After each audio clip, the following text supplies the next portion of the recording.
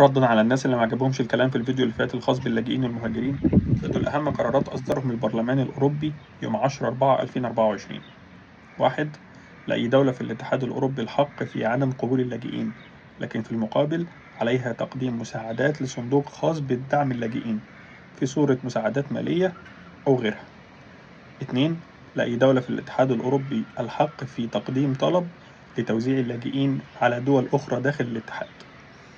3. واللي هو المشكلة الكبرى، إنشاء مراكز إيواء لاستضافة وفحص اللاجئين على الحدود الأوروبية وإعادة غير المقبولين في أسرع وقت إلى البلاد التي أتوا منها. يعني اللي كان جاي عن طريق تركيا هيرجع لتركيا، واللي كان جاي عن طريق ليبيا هيتم إعادته لليبيا بغض النظر عن البلد اللي هو منها. وإن مدة الإيواء لا تقل عن 12 أسبوع داخل مراكز الإيواء دي. خد بالك إن دي مش كامبات، دي مراكز إيواء. وإن مدة الاستقبال ممكن يتم تجديدها، بدليل المصريين اللي موجودين في كامبات بقالهم أكتر من 10 شهور، وغيرهم كتير جدا من جنسيات مختلفة موجودين، هتلاقوهم موجودين في التعليقات كمان، موجودين في كامبات بقالهم أكتر من 2 سنين. فبلاش تعمل كده في نفسك. الصينيين دايما بيقولوا لكل بيت قواعد ولكل دولة قانون، فما تتوقعش إن في دولة أوروبية هتخالف مصلحتها علشان خاطرك.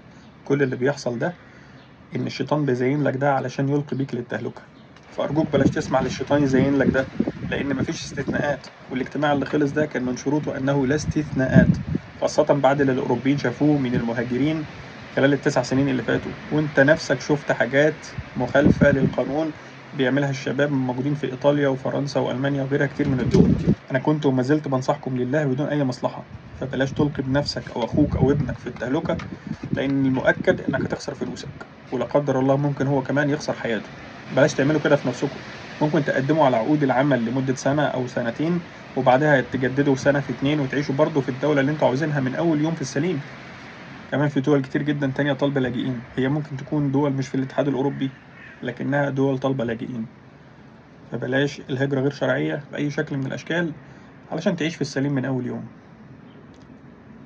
سلام.